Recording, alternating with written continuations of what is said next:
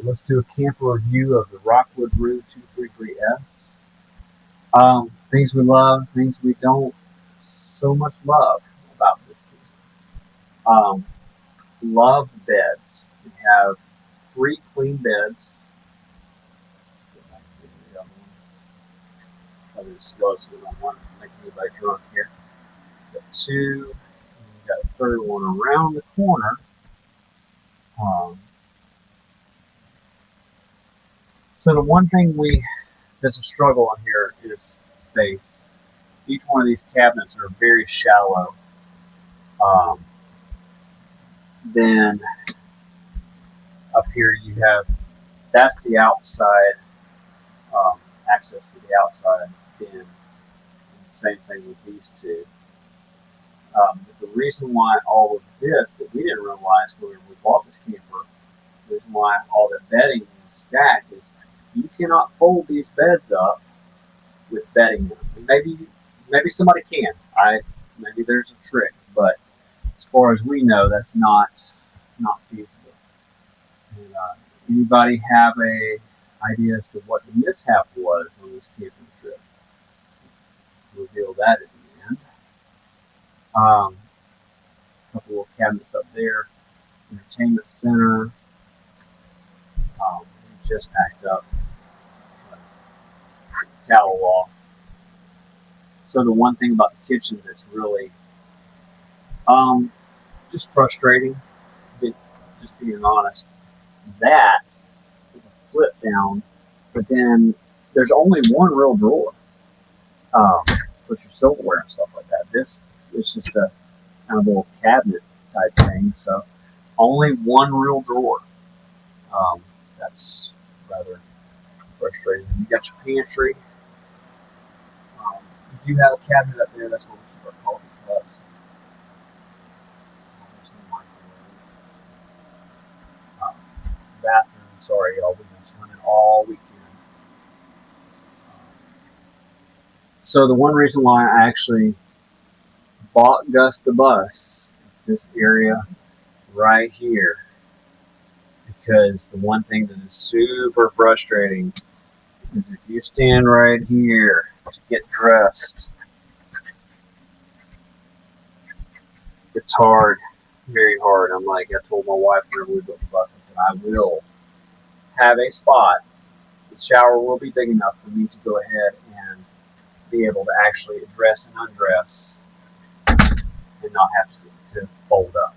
So, all right, let's talk about, like I said, what we love about it. We love, you can fit 10 people, sleep 10 people. 2, 4, 6, 8, 10. Yeah, 10 people in this bed. Not so comfortable just to hang out. I'll show some pictures of us just hanging out. That was good, but all in all, it's kind of difficult as far as the hang out part of it. So let's talk about the mishap. The big mishap that we were like, oh geez, it cost me 2 hours. The fridge. Show y'all what's going on with that. Turn it on, and it turns on. That is awful. Y'all, what the heck?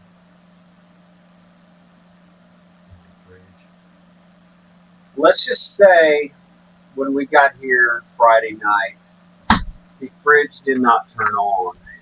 Could not after hours, or after quite a while of trying. I wound up driving all the way back to our house, which is about an hour away, and got the mini fridge out of the bus and the cooler with some ice to make it through the weekend. But you know what? We made it. First world problems. If that's the worst thing to happen, we're good. We had a great weekend in the camper. We've enjoyed it. Now it's time to go back home to the real world. And by the way, that's a little ice machine we carry around with us. To make ice with. But yeah. Back to the real world, y'all.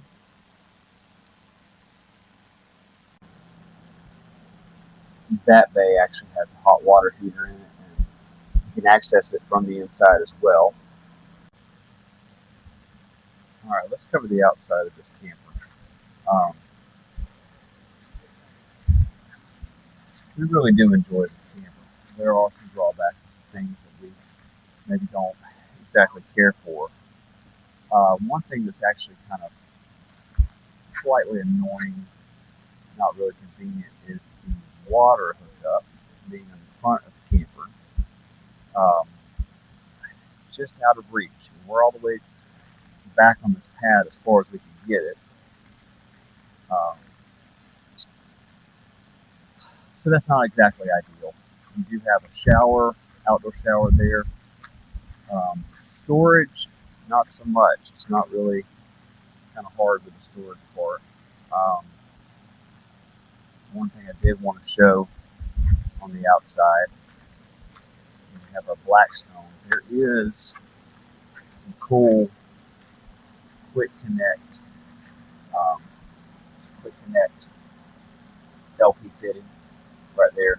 You want to hook up to your LP from the actual front of the camper.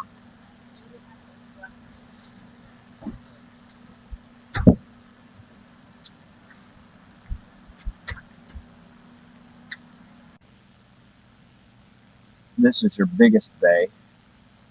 It can also be accessed from the inside as well. See that little door back there. Storage is kind of lacking, to be honest with you. I'll show you on the inside when we get packed up today. Kind of a little hard sometimes. All in all, really enjoyed